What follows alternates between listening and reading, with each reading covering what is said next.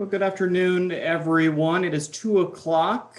We are just getting ready to get started with our first of two virtual Firewise town hall meetings. We're going to just give it another minute or two to allow for some additional participants to join us. We are streaming on the city's YouTube Facebook page as well.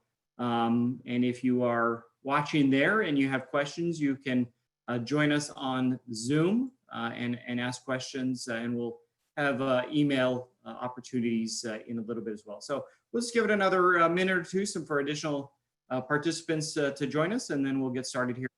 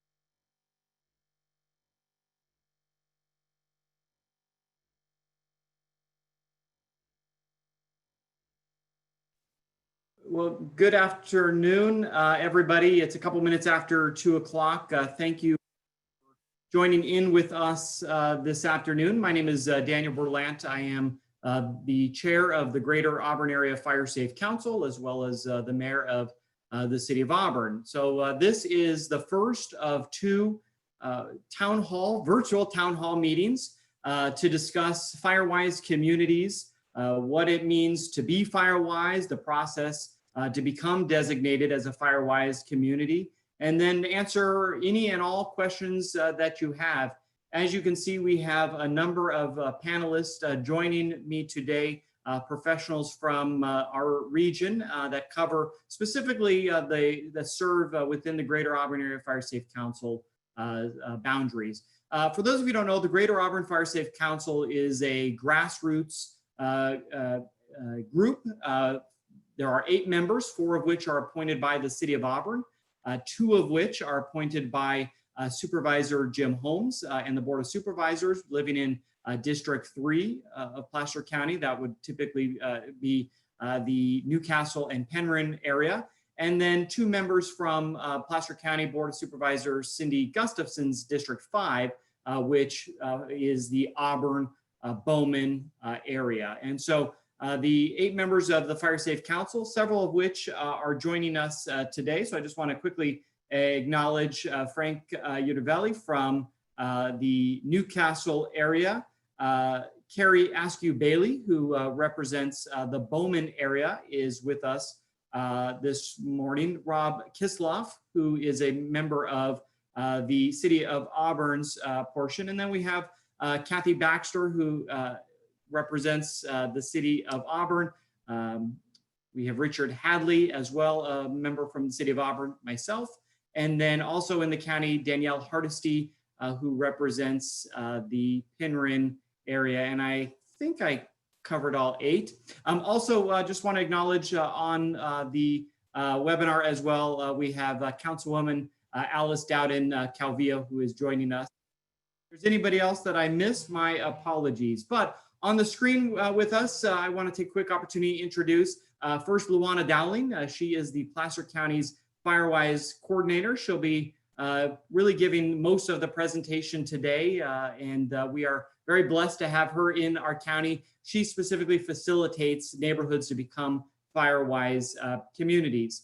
Chief Dave Spencer with the City of Auburn. He is the fire chief for the City of Auburn. Chief Brian Estes, he is the chief of the Placer County Fire Department, as well as the CAL FIRE unit chief for our Nevada Yuba Placer unit that covers our area. And Chief Kirk Cushion is the fire chief of both the Placer Hills Fire Protection District, but more specifically for our Fire Safe Council for the Newcastle Fire Protection District. Mitch Higgins is on here as well.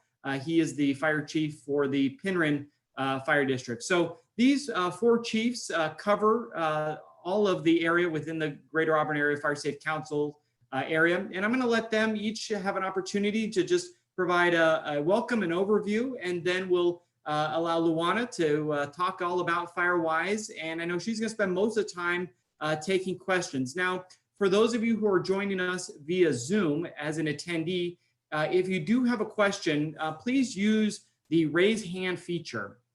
That way it will signify to me that you have a question. When we get into the questions, I will one by one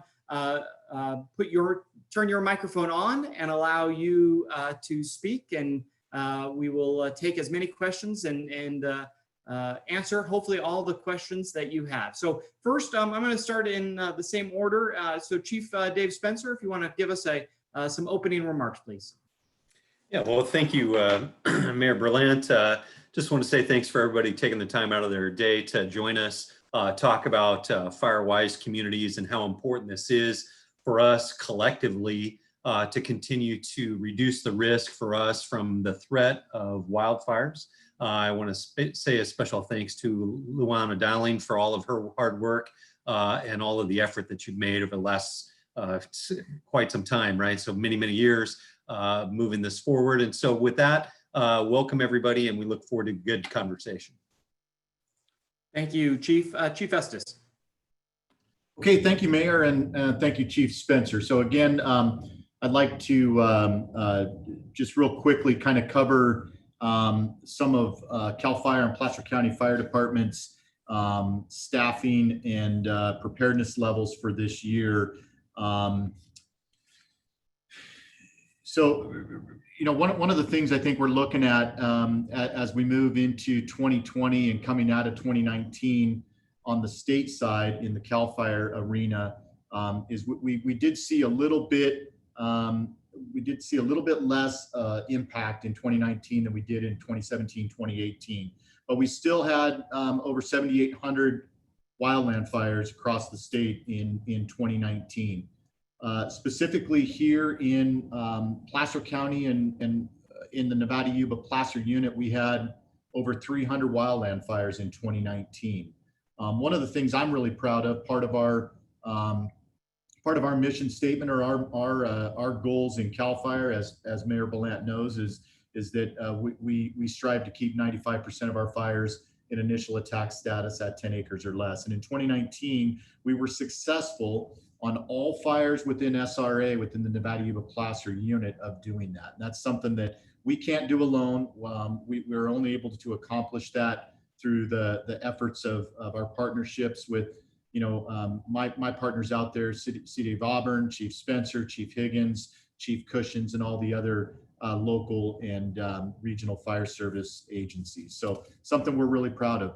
We are looking at about a 59% of normal snowpack in the Sierras this year as of May 1st. So it's predictable that we will see a little bit earlier season and potentially some more impacts as we get into the heart and into the later part of the fire season. And so that's something we are really keeping our eye on as well. CAL FIRE moves to peak staffing this week in the Nevada Yuba Placer unit, and that will put us at 22 engine companies staffed across the 3 counties with a total of 9 Type 1 fire crews, 3 firefighting bulldozers, and all of our aircraft at the Grass Valley Air Attack Base. We are enjoying the collaboration between the National Guard and CAL FIRE this year specifically here in Placer County, where we have two 20-person National Guard crews, fire crews that are assigned in Placer County. And then the CAL FIRE is really, really happy to see our aviation assets moving in to the 21st century and on into, probably the next 20 to 30 years with the first of 4 of our S-70I Blackhawks in service with a total of 4, hopefully in service by the end of this fire season, and our C-130 large air tanker program well off the ground with the first C-130 hopefully to fly in fire season 2021, fully tanked and able to fight fire. So, I as Mayor Berlant said, I very proudly serve as the Placer County Fire Chief as well as the CAL FIRE Unit Chief with just about 400 sworn personnel under my command. And it's really just an amazing system we have here in Placer County with all our partners. And I'd be remiss if I didn't mention Luana and all the folks at the RCD and all the partners out there who made our efforts on the North Fork of the American Shaded Fuel Break in 2019 really come to fruition. And we had just about 1,000 acres of private land treated on the North Fork in 2019. And we equate that to the direct protection of almost 5,000 private residents between, essentially kind of Colfax moving down the 80 corridor. With resources from CAL FIRE, California Conservation Corps, efforts from the RCD and private resources. And CAL FIRE has committed upwards of $3 million over a 5-year plan to that North Fork project. And now we're also engaging in some projects a little further down the road as we talk about that Newcastle and further down. We're looking at some fuel reduction projects in the ASRA, south of Auburn, helping Chief Spencer and his efforts with the Auburn Shaded Fuel Break to kind of bolster the edges of that and create this contiguous protection zone. So again, thanks to all my partners out there for our efforts in that. We've seen some real work getting done, and I could not be more pleased with that. So that's a quick update on where we're at moving into 2020. I'll turn it back to you, Mayor. Great, thank you very much, Chief. Next, Chief Cushion, who plays multiple hats in our county, but specifically the fire chief for the Newcastle Fire Protection District. Chief? Thank you, Mayor Berlant, first of all, for hosting this venue, and Chief Spencer, Chief Estes, and Chief Higgins for all of your cooperation and collaboration regionally. And a special thanks to Luana Dowling for all of her cooperation and hard work. Both Placer Hills and Newcastle have been very active the last 3 years. We've stood up a very robust fire prevention division, working very closely with both fire safe councils and Luana Dowling to implement as many Firewise communities as we possibly could. And I think we've been very successful at that, which just continues to build that connection between all of our communities to provide a higher level of defense and protection from the onslaught of wildland fire. And as far as our local agencies staffing, we're staffed and ready for fire season. We've added some additional staffing in Placer Hills with seasonal firefighter positions. And we're ready for fire season to do everything we can to support our local Placer County response, CAL FIRE's response, and the statewide response. Thanks again for hosting this. Great, thank you, Chief. Chief Higgins from the Penryn Fire Protection District. Any welcome remarks you'd like to make?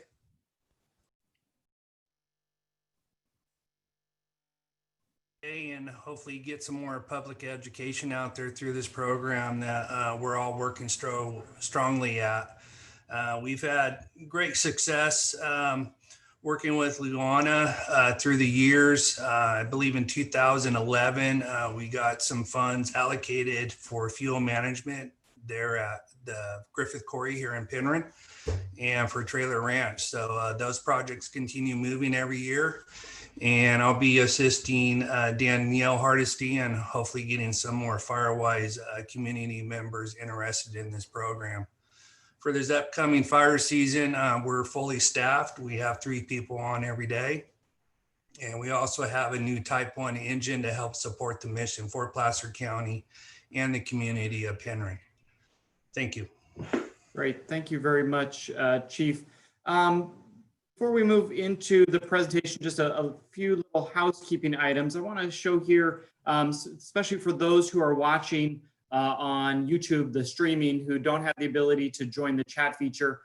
I have added onto the screen, and hopefully you can see it, my email address. So if you do have specific questions throughout for any of the panelists throughout this meeting, just email me at dberlant@auburn.ca.gov, and I will make sure that we read those questions for our panelists or get them to the right people. And before I turn it over to Luana, and I'll leave this up for just a moment, I do want to acknowledge Bob Snyder and Kevin Hanley specifically. These two gentlemen helped get the funding grant that allowed us to send out the mailer and host today's event.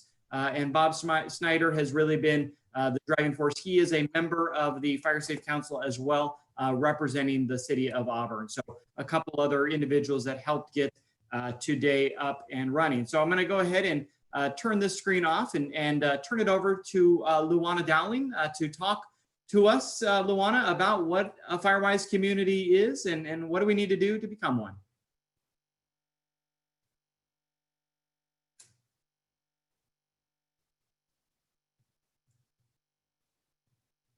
You're still muted. There you go. Am I back? Thank you very much, Mayor Berlant, and thank you all you fire chiefs that are out there with your boots on the ground during fire season. So just a few statistics about our Firewise program that we have in Placer County right now. So the Firewise program was developed in 2004. And in Placer County, we started really getting into the Firewise program in 2014. Since then, Placer County now is #2 in the state and #2 in the nation for Firewise communities. And we are up to 50 Firewise communities in our county. And there's 17,000 residents within those Firewise communities that are working constantly to protect their communities and protect their homes. So just a few little things that I wanted to mention for our Firewise communities. And then I know most of you are here to understand and learn about how to become a Firewise community. So becoming a Firewise community takes forming a committee of 2 or more folks normally, setting a boundary for your community that is contiguous. So you want your neighbors to all be contiguous in a boundary area, anywhere from 8 homes to 2,500 homes. A lot of our Firewise communities are HOAs, do not have to be HOAs. I have road associations, we have just communities, cul-de-sacs, groups that have wanted to get together and become Firewise. Once those communities are put together, you create a risk assessment. I'm here, the fire chiefs, the firefighters, all of them are here to help you with that risk assessment. And it's a risk assessment of your community as a whole. So what that means is that we look at the entire community, not each individual home. So we're not out inspecting homes. That's up to the fire districts and the fire and CAL FIRE to do those things. So we look at the community and we look at your ingress and egress. We look at your homes on a percentage basis to decide how many homes have, let's use roofing. Do your homes have cedar shake roofs, or do your homes have metal roofs or Class A asbestos shingles, those types of things, fire resistant materials? Once we look at those things, we'll start looking from your home out, and we look at your 5 foot around your home. Then we go from there and we look at 30 foot around your homes. And then we look at the 100-foot defensible space and beyond around the community's homes. And again, we look at that on a percentage basis. Once we finish that assessment, then it goes out to the community and the community puts together an action plan. That action plan consists of things that those communities are going to do to mitigate the risks that we've identified within those communities. It may be on a yearly basis. Everyone starts working on creating that 5-foot defensible space or that 30-foot defensible space around their homes. From there, they move out to that larger area. Looking at homes, folks might want to start replacing roofs if it's time to replace those roofs. Siding, looking at your landscape around your homes and what you can do to break up that landscape and make it more defensible when it comes to fire entrance. And you want to look at everything as if embers were being cast into your community, not necessarily direct flame impingement.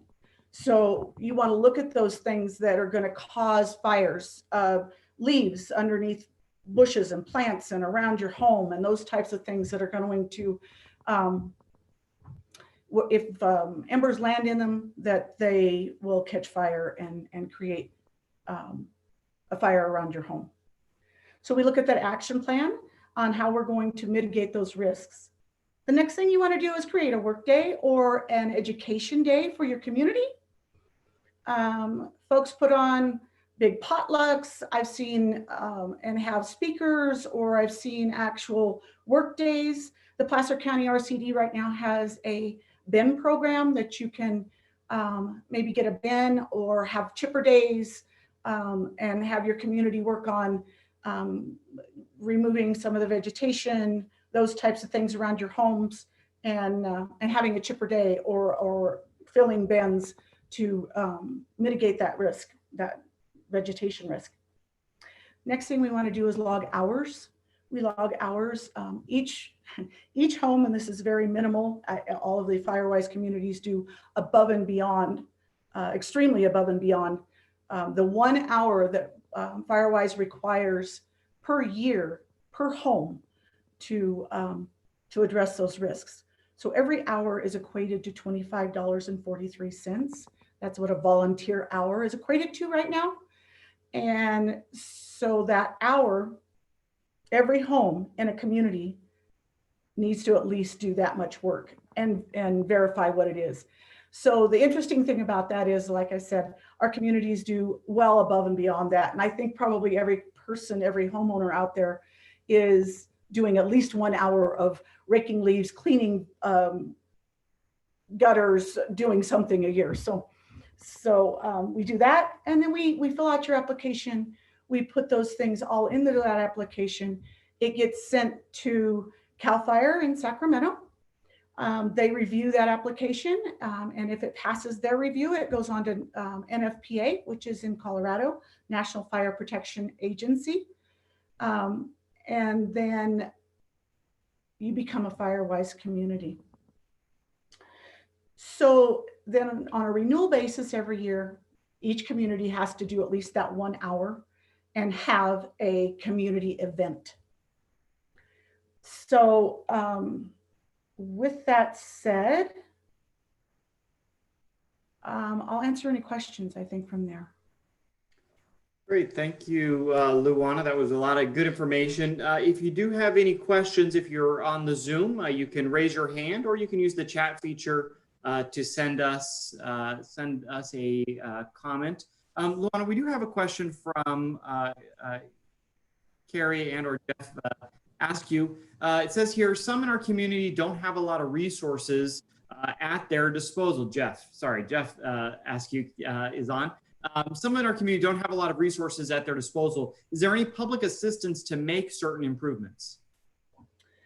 Other than the chipper program and the bin program that we have right now, there is, other than your community members getting together and helping you, which that happens in a lot of our Firewise communities, they'll identify folks that don't have the capability of doing things, and they'll go out and help. They'll get together and have volunteer days. But other than that, those are the only two things, is the chipper program and the bin program that we have available right now. Okay, great. Lynn Tennell sent me an email here saying Lincoln and Electric Street is an older neighborhood in the city of Auburn where many residents do not have off-street parking and have to park on narrow streets. and maybe this is a question for Chief Spencer as well. Her question is, how will Auburn fire engines gain access to homes in the event of a fire? Obviously, Chief, and this probably can be across the county, but in many parts of the city, this is an issue where streets aren't really at the size and width that we build them today. But what are your thoughts on how would you be able to respond in a situation like that?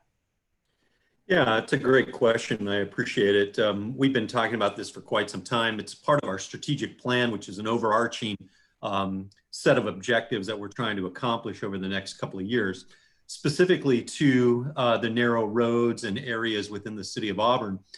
Remember that this community was built long before we had this identified threat, and really the codes and ordinances at the time when the city was laid out was not to the standard that we have today. That being said, we're going through the process of identifying all of those major arterials that will take us in essentially an evacuation route out to the major highways, Highway 49 and Highway 80. That being said, we will also go to the Traffic Commission and lobby to get a no parking ordinance on red flag days.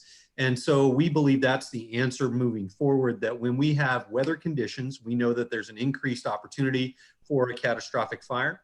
And so we would like to move forward and implement that no parking program in conjunction with our red flag program.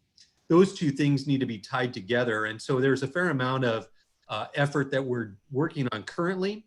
We were delayed a little bit with the COVID event, standing up our volunteer programs, because we're going to rely on those folks that can come and help us patrol those neighborhoods and those high-risk areas that we need to identify. And so that's essentially what we're looking at as a vision as we move forward. And it's all revolving around our high fire danger days. Great, thank you, Chief. Next question, Peggy asked, and this is obviously very timely. One of the reasons we're doing a virtual town hall meeting is because of stay-at-home orders and the precautions with COVID. So Peggy's question is, how do we do community events now with social distancing? Any thoughts, Luana? Some of our communities, absolutely. You can still do, you can still clean your yard, around your yard. You don't have, that social distancing can still happen with those types of things going on.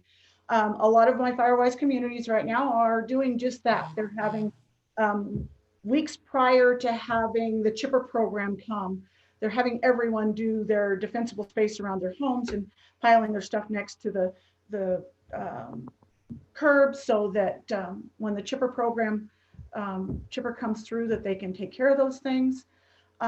Same way with the bin program, communities are actually getting bins for their communities and then filling those bins, and they can do that and still social distance. Yeah, thank you, Luana. I would just add too, in Auburn, we hold a community service day and oftentimes have several projects that include fuel reduction. And this year, we are moving forward with one of the projects, clearing out along the Auburn Ravine, and practical distancing, where we keep volunteers a minimum of 6 feet apart, with bringing their own equipment and having hand sanitizer and even masks on hand. We believe that we'll be able to continue to do community types of projects without them being in any harm's way. So Peggy, great question, very timely. Next question, and this is one that I've been asking as well. So Wayne had asked, is there a map online or a hard copy that shows the current Firewise neighborhoods in Auburn? And Luana, I'll ask if you can, by your memory, name off some of the neighborhoods. But Wayne, we are working to put a electronic map up to answer that specific question.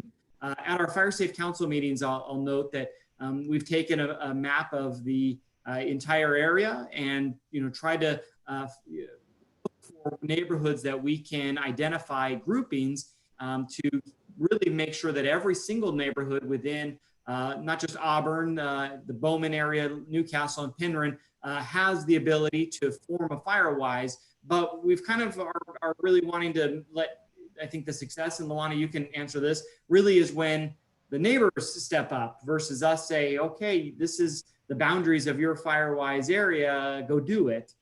But Luana, any idea on maps that are available, or you mind at least listing off a few of the Firewise communities that have been designated in our council area?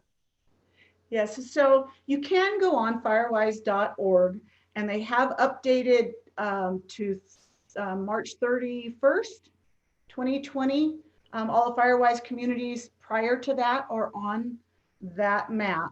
There is a map, and they are on there. The only thing it doesn't show boundaries. It'll pinpoint the communities. We're working on putting together a map that will show more boundary areas. But some of the Firewise communities in the Auburn area, we have Olive Orchard, Roby Point, Grand Oaks. Grand Oaks. Yeah. Grand Oaks is one. I'm trying to remember. So working with 50 of them, it takes me a minute here. Let's see. There's a couple more. There's not Eagles. There's a couple more in the Maidu area that have just come on that are working through the process, and a couple that have been recognized. So you have several, and they're growing.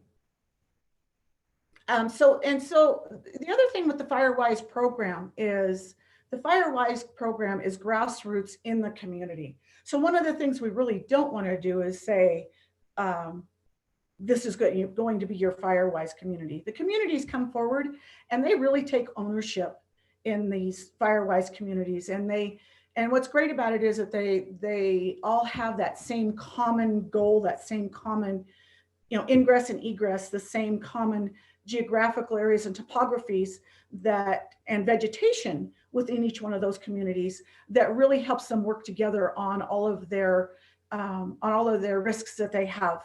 And so those communities really thrive and really start addressing those risks. Just looking, Luana, at a list you sent me, because we had the same conversation last week about putting a map together to make it for all of us easier to know, am I in one or not? Here's a quick just rundown. Canyon Rim Homeowners Association in Auburn has become one.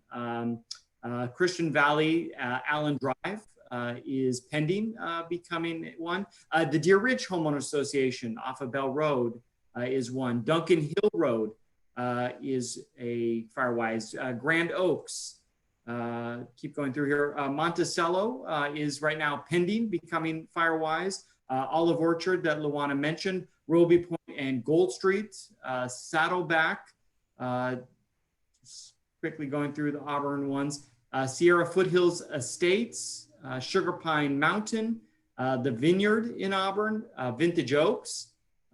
These are just some real quick, there's probably a couple that we skipped over, but coming back to the question, we will work to put together a map. But again, it sounds like Luana and I, if you go to the Firewise website, you can find them. So Wayne, thank you for that question. Another question here from Janet for you, Luana, is, are you aware of any communities that have lowered or acquired homeowners insurance as a result of receiving their Firewise designation? So there are two insurance companies that have publicly said that they will give a percentage off if you're in a Firewise community.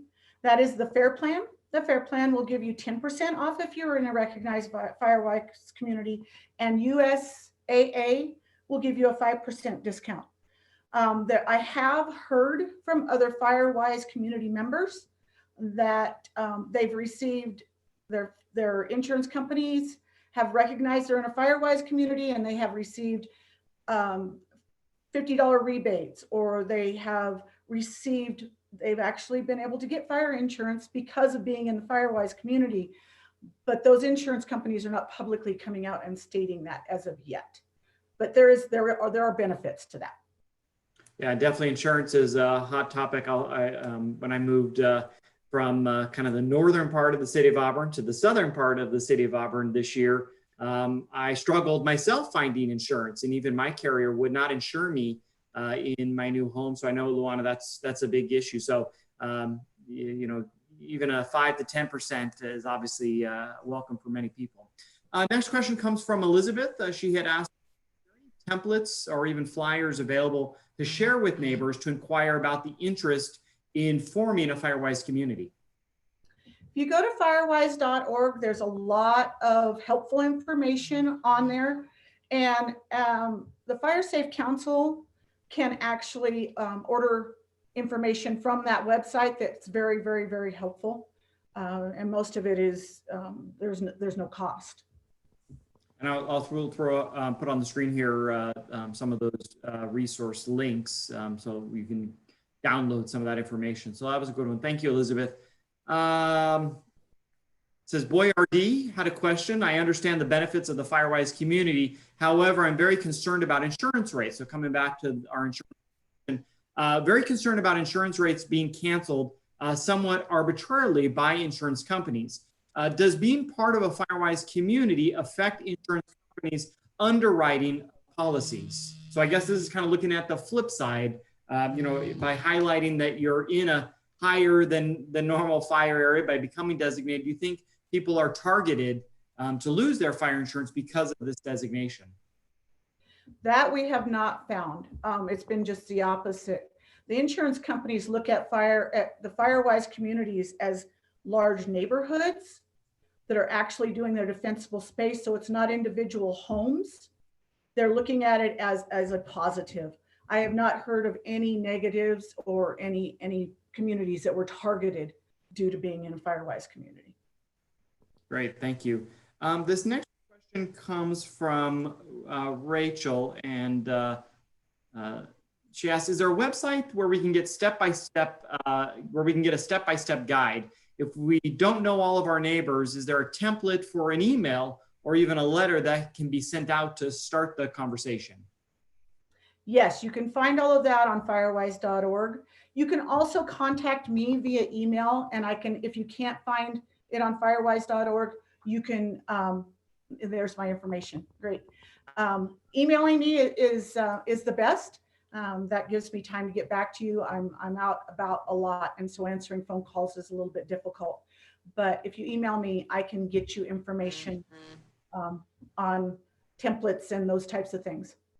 We'll come back to the screen, but I just, if you want, there's Luana's email address and her phone number. And Luana, you're very accessible to everybody. And then there's the two links for some good, helpful information. Of course, firewise.org has some of these template documents, Luana, that you were mentioning earlier to one of the other questions. And then now I'm partial on this, but I think there's a great website, readyforwildfire.org. That's another great one that has some helpful information. So make sure to write these two websites down. And I'll leave it here on the screen as we continue to do some questions, just so you have plenty of time to capture that. So Rachel, I hope that helps you, because I know, Luana, that's a big piece, is just where do I get started? And so is that something when you go, because another thing we didn't really talk about, and maybe you mentioned this, and I was paying attention to the comments, but you go out to homeowner association meetings, you go out to these neighborhood groups, just like we're doing here,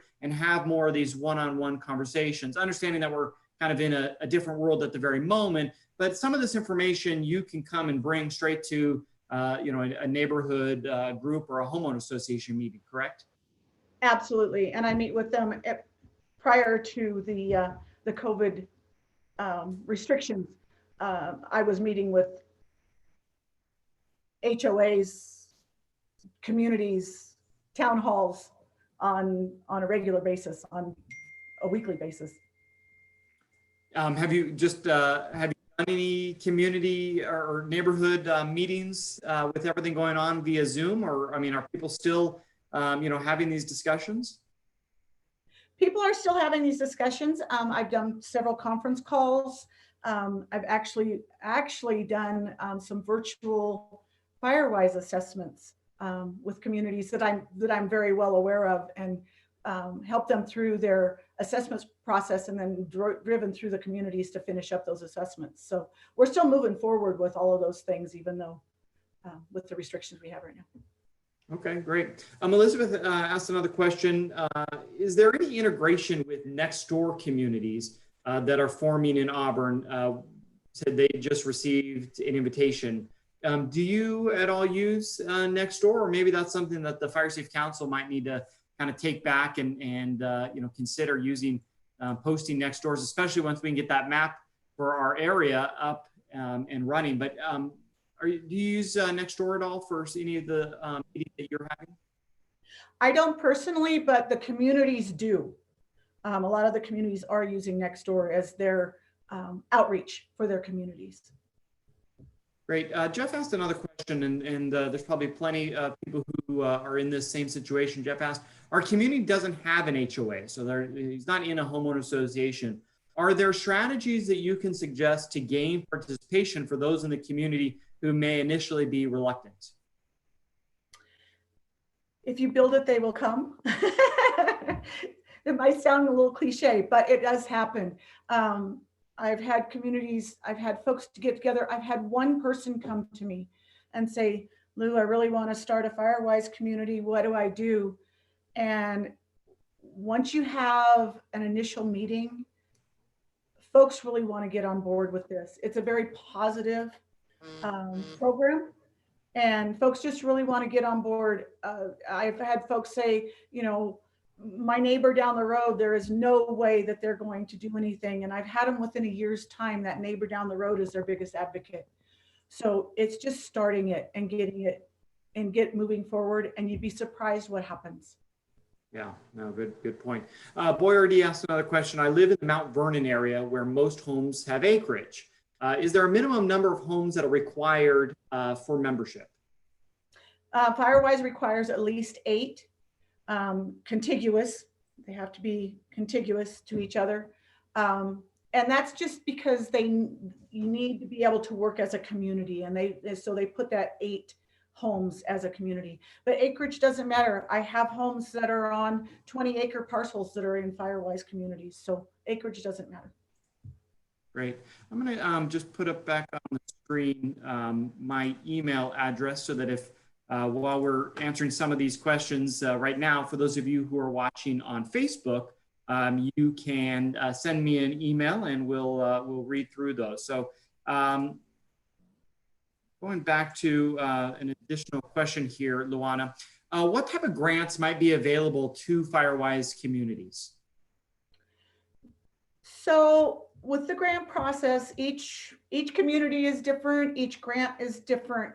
The Placer Resource Conservation District has become a fiscal sponsor for a lot of the grants that are coming through.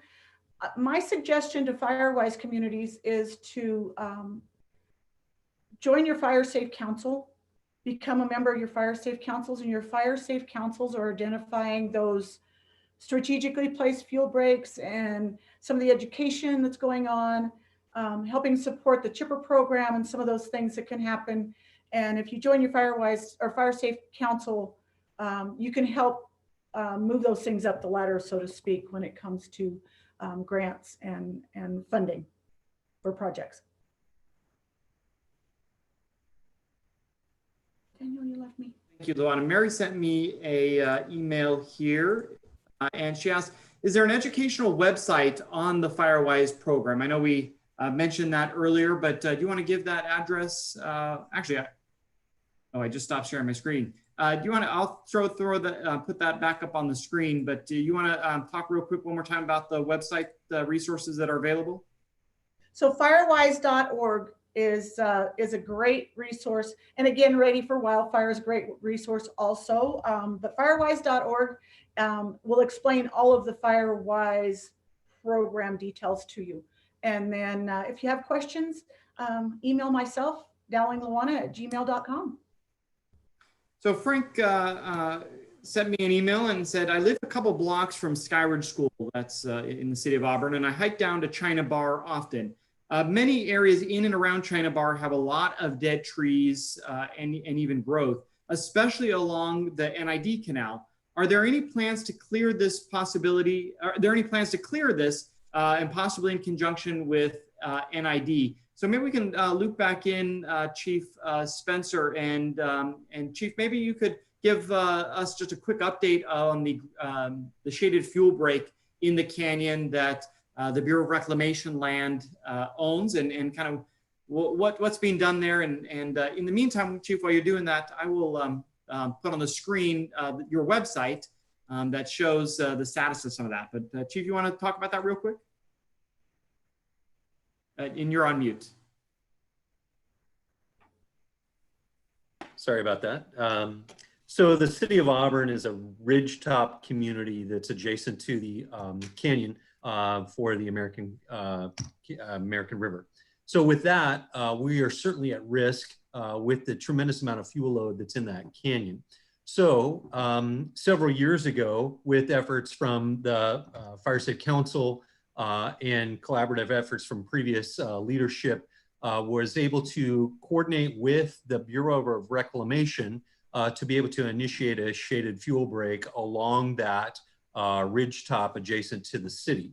The complication with this is that the Bureau is what is known as project land that was designed for the Auburn Dam, and that still is in place. And so with that, really limits the types of things that we can do with regard to NEPA and CEQA and those kinds of things. We have to follow specific prescriptions when we're doing fuel reduction effort. So with that being said, 2 years ago, now almost, I guess almost 2 years ago, the Resource Conservation District was awarded the grant from CAL FIRE to initiate fuel reduction work on the shaded fuel break with a fiscal amount of $1.9 million. What you see on your screen there is a map that shows the shaded fuel break. The colored section in yellow and orange shades are phase 2. And as a matter of fact, I'll be meeting tomorrow with the Resource Conservation District to discuss that effort as we move forward. Phase 1 is below that and represents approximately 150 acres that have been completed so far. So right now, the Resource Conservation District, I believe, has acquired some contractors to do those, to work on those efforts. I do want to say that for us as the city of Auburn, we're continuing to try to maximize that effort by capturing grant funding that allows us to work on various areas. Many times it's private property in which we can clear that area adjacent to the shaded fuel break, giving us a larger footprint and better protection for the city. So that's basically a high level overview of the work that we've done thus far.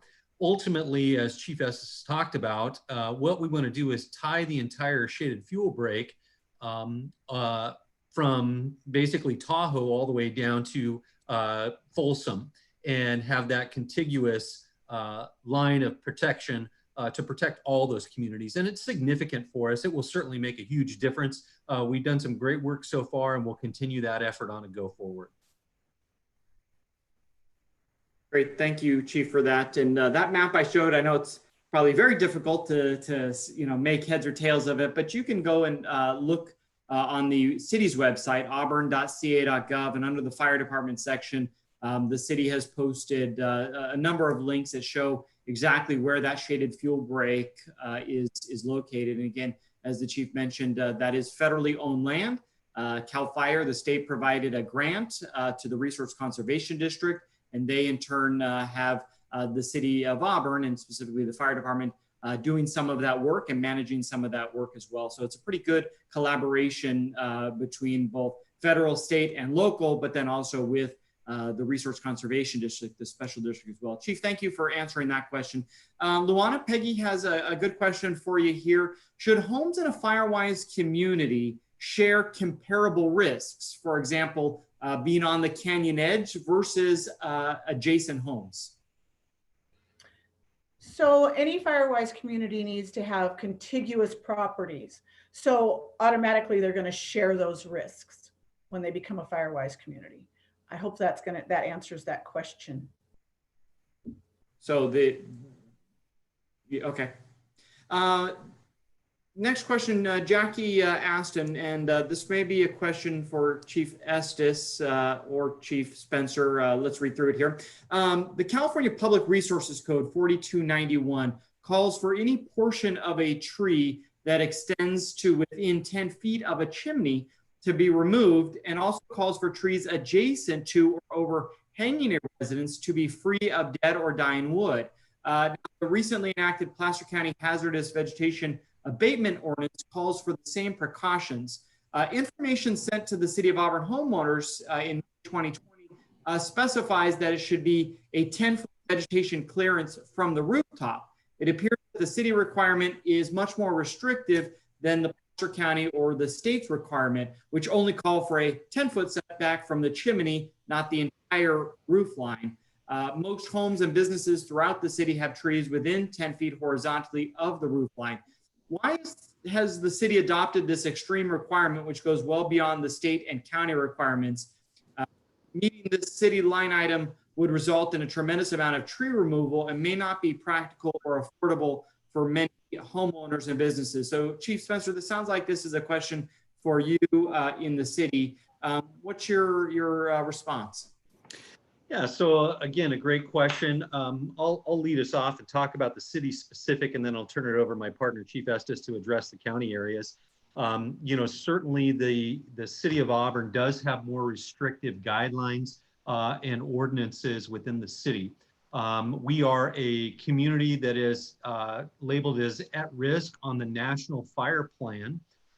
We are in a very high severity fire zone as outlined by our CAL FIRE partners throughout the state. And so we take these guidelines seriously and do everything we can to try to protect our community so that we're not in a scenario where we have a significant wildfire that comes through. We are in a wildland urban protection or wildland urban interface area, and I think everybody needs to understand that. So that's the basis for our codes and ordinances. Now, when we talk about clearing from rooftops and chimneys, the point is this: it's not to say that we're asking for you to totally remove a tree.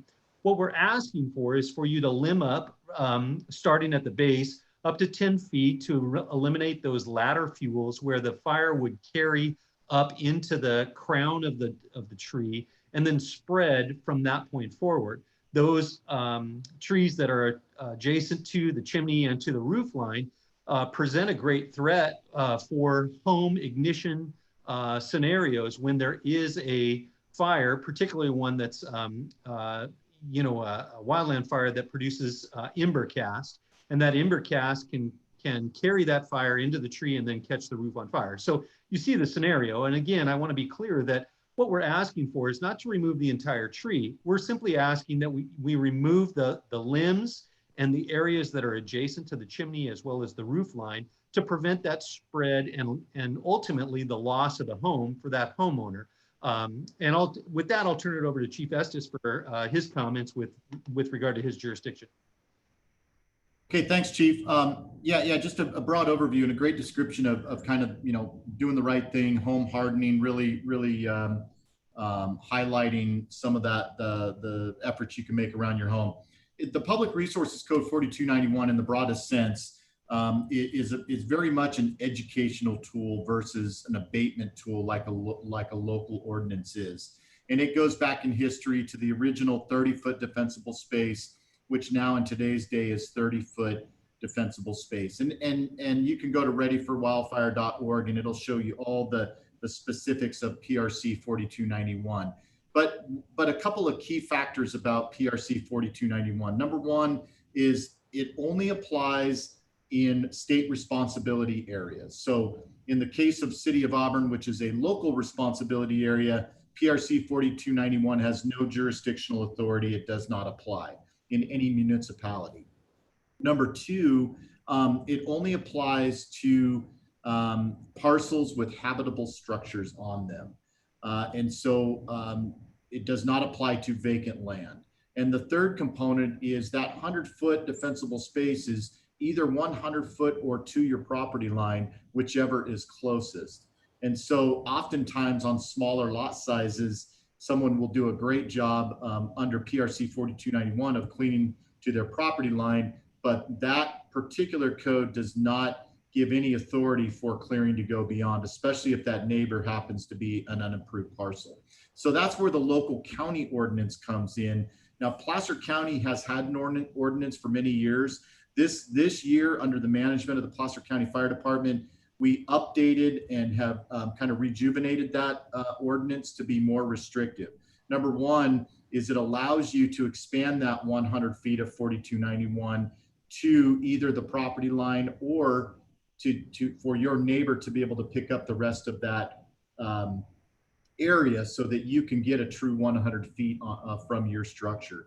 And the second thing is that it does include uninhabited parcels or vacant land.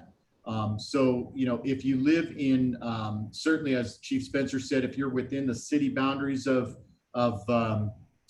City of Auburn, then Chief Spencer is your main contact. If you're within SRA or state responsibility areas, which would include the fire districts of Placer Hills and Newcastle, you know, certainly you can contact us at CAL FIRE for 4291 issues or your local district fire chiefs, and because we have allowed through an MOU for them to apply the constraints of the county's ordinance within their fire district boundaries. And then of course a fire district, even if it's not a municipality, can have a more strict ordinance if they so desire. So that's a little bit of the nuts and bolts of local versus 4291.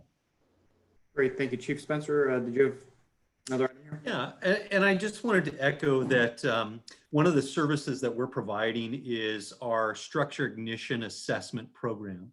And that is when those that live in the city of Auburn can contact us, certainly through our website or certainly by phone call, and set up that appointment. And we can come out and talk about all the things that you can do to essentially harden your home and all of the best practices that we know from the last decade of how homes find themselves in these ignition scenarios and how we can prevent that. And so that there's no charge for that. We're out there to provide that education. And there are many things that the homeowners can do that are very low cost, if any cost, and all the way up to significant changes to the structure. And it's the idea that, again, we want to keep our community safe, and for every fuel reduction effort that we make, for every home hardening that we do, we're reducing our risk overall. And ultimately for the city of Auburn, our goal is to become a model community so that we can show what a safe community looks like, even though we're in the midst of a very high fire severity zone. So thanks. Great, thank you, Chief. Chief, next question is for you as well. Status of the shaded fuel break work near Eagle's Nest. Now, I know you we went through the shaded fuel break, and maybe you can expand too on the grant that you recently received for that area. Yeah, so we try to look at as many grants as possible, and I want to be clear about our grant program. We're continuing to first multiply our efforts with the shaded fuel break that is currently existing. And so that's our first focus, is try to get that as wide as possible. So we're using grants that allow us to work in those areas that are adjacent to the shaded fuel break. Last night before council, we brought a contract forward for the area around Eagle's Nest that we can continue to do work and expand the efforts that have already been done. Prior to that, we were doing work around the Blackstone area and then below Riverview. So what we're doing is we're just continuing to move south in that direction to continue to expand our efforts and continue to reduce that fuel load all through that area. So that work will begin probably in the next week or so. Currently, the first phase of it is about 9 to 10 acres roughly. But it appears as though we're going to be able to get probably another 3 or 4 in addition with the contractor that we've assigned. So we look forward to completing that effort. And when we talk about the grants, as you know, the CAL FIRE grant is currently in play. For us, applying for another CAL FIRE grant for the same area is not likely to be looked at. And at this point, we're using the Fire Alliance as our fiscal sponsor for these large grants for the area, and certainly Luana can speak more about that. So we try to hold that for the Fire Alliance area for the larger scale, and then on the smaller scale, we look for the other grants that we can grab and put into play relatively quickly and continue to focus on those different areas. But when we have an active grant, we can't apply for a second grant on top of that until that work is completed and that grant is closed out. So those are the things that we're working on right now. We'll continue to do that on a go forward. And that completes my report on the fuel. Great. Thank you very much, Chief, and appreciate the update because, yeah, just even as last night, you were able to receive more money and award it for work being done. Luana, another question, good one for you. Chief Cushion brought forward.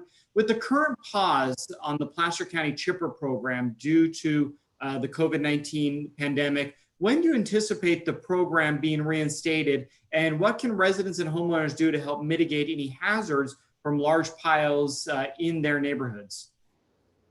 So that's a big question for the Resource Conservation District, and I don't think we have anybody on from there right now. I know they're trying with some of their staff folks they're still running the chipper and trying to get out there and do some things. They have applied for some other grants to help staff the chipper while they're not able to use the inmates. I don't believe we know yet if they've been funded for those, but there's some ongoing things going.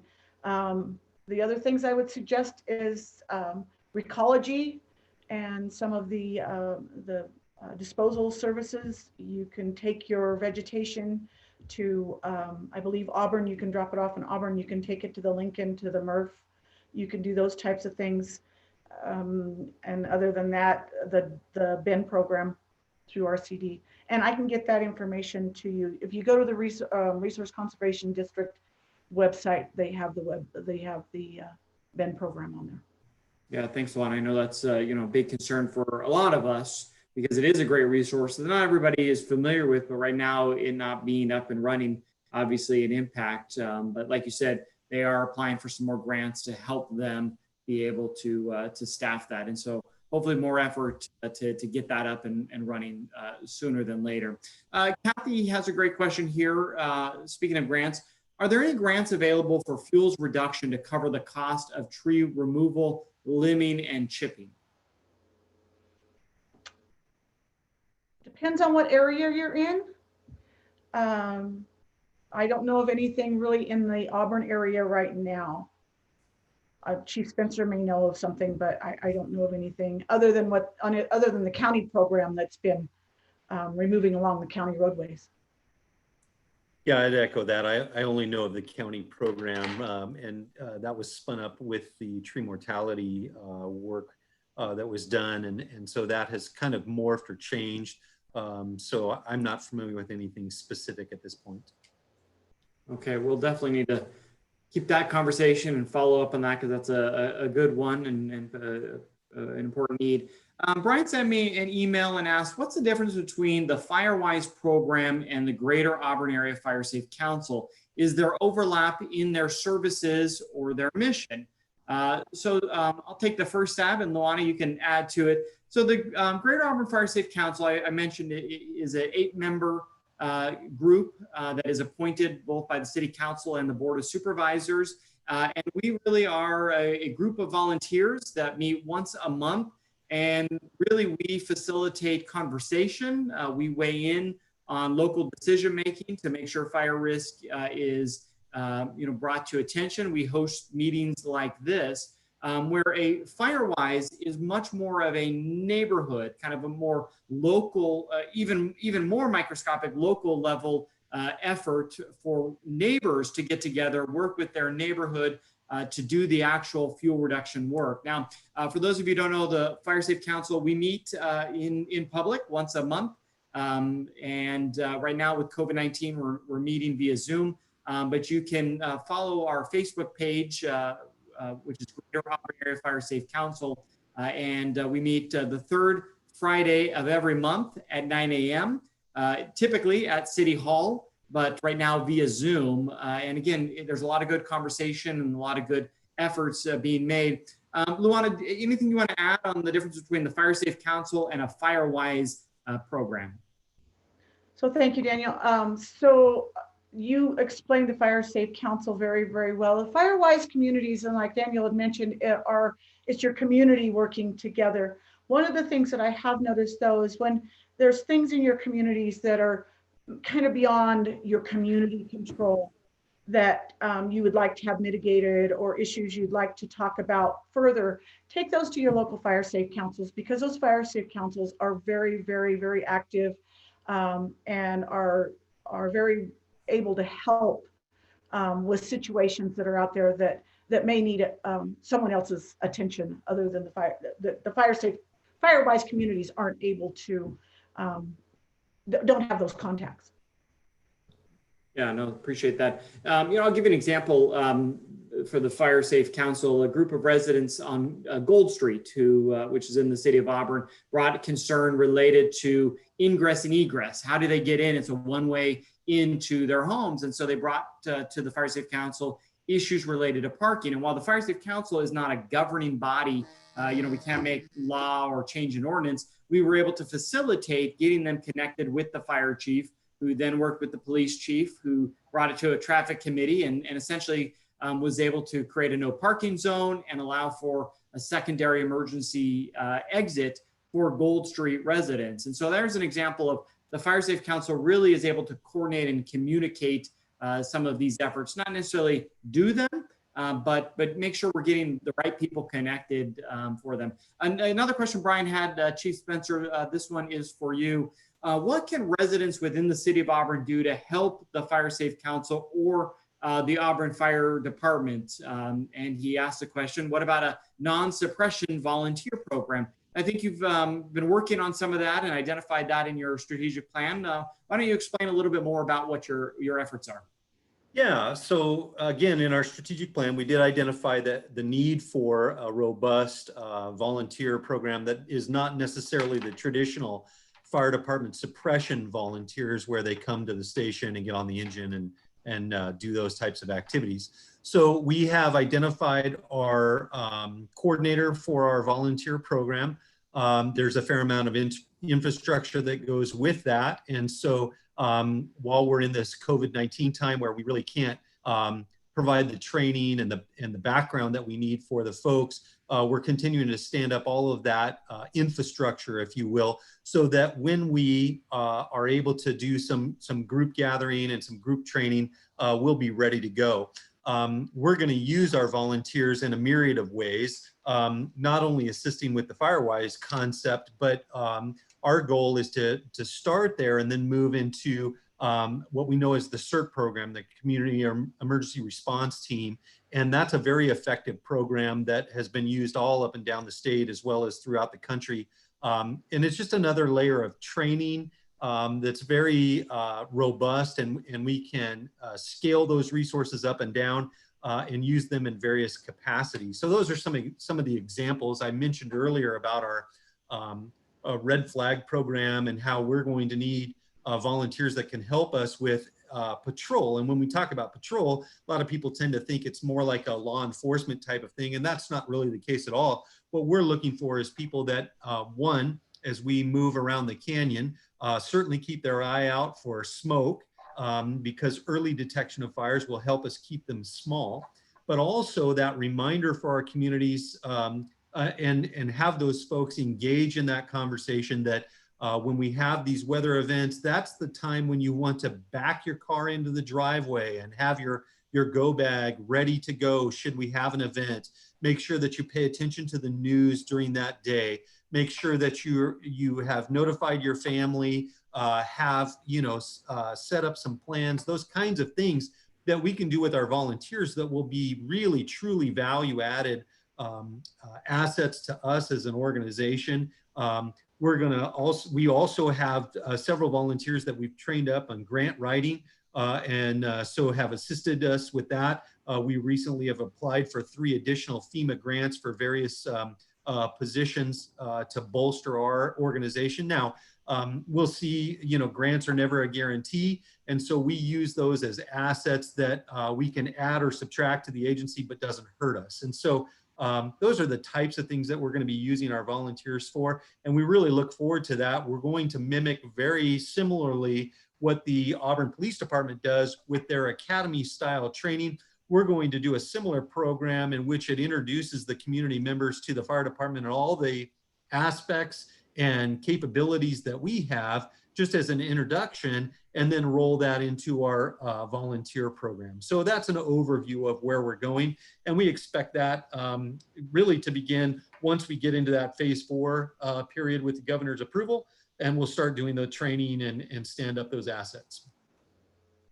Great. Thank you, Chief. Appreciate that. It looks like our last question, Chief Spencer, not for you, but for the other chiefs here. Is there a similar no charge assessment similar to the city of Auburn's for homes in the county? So I think the question is, and Chief Estes, I know you definitely have this, but Chief Cushing and Higgins, I'll turn it to you as well. But do your departments do defensible space inspections and provide free public education and information on what homeowners can do? Chief Estes, I'll start with you. Yeah, thanks, Mayor. So on the state side, on the CAL FIRE side, yes, we have a very robust defensible space inspection program. In the Nevada Yuba Placer Unit, we have 5 inspectors that work in target areas all around the county. We don't necessarily, we do answer complaint-based, but what we really prefer to do is look at target hazard areas. And so if we do get a specific complaint, we'll typically do an inspection of, say, that entire neighborhood.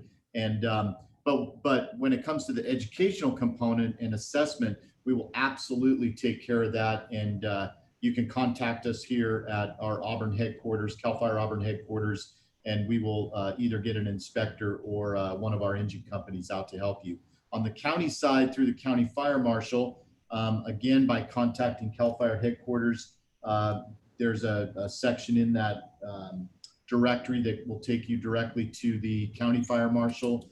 And the county is in the process of hiring county employed inspectors to help out with the education and enforcement of the county HASVEG ordinance. But in the meantime, my fire marshal or deputy fire marshals would be happy to go out and look at anything that you would like an assessment on. So a couple of different avenues there for us. You get a hold of us at Auburn headquarters here and we'll help you through whatever you need.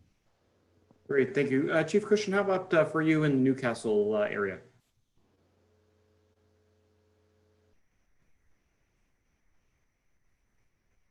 So in Newcastle, we work together with Placer Hills with our fire prevention program, and we're having both our engine companies come out and do defensible space inspections and our fire prevention division.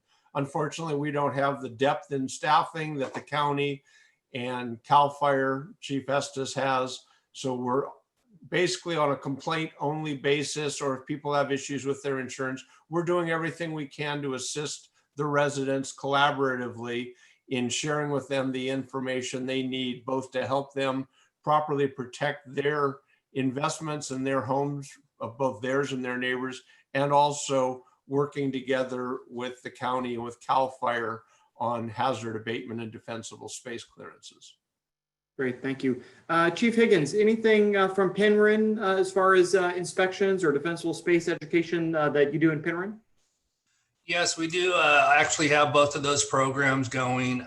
We do free homeowners land and structural prevention education, and give them some ideas of what we're looking for. And we also do work hand in hand with Placer County on larger possible issues down the road. So the question is, yes, we do have those programs for free. Great, so clearly, whether you're in the city, in the unincorporated, Newcastle, Penryn, Bowman, or wherever you are living, there is some inspection education opportunities. So this concludes the question portion. I want to put onto the screen here an opportunity to, again, follow up with some of the links and contact information that we discussed at the beginning and throughout. So the information for Luana is here. So if you are interested in rallying up your neighborhood, and again, we realize that public gatherings are not allowed at this very moment, but if there's an opportunity to start planning for one, or even if there's a alternative way via Zoom or Skype or some other way that you want to get with your neighbors and start having this discussion, Luana is happy to join you. Her email, downlinluana @gmail.com. You can see her office number and her cell phone number. And then down below are the website links for the websites that we have discussed that have a lot more information. Firewise.org, where you can go and get all the information about what it takes to become a Firewise community, a lot of the templates. I know it can often be very overwhelming, this thought of, I got to put together an assessment plan, but there's a lot of templates that Luana can provide to you, or you can download yourself on the website. And then readyforwildfire.org is a good public educational fire preparedness prevention website. And then, of course, all of our fire departments and districts and CAL FIRE have web pages as well, with a myriad of additional pieces of information. Luana, any closing comments that you'd like to make? Just that I'm available for anyone that wants to talk about this, or anybody that wants information.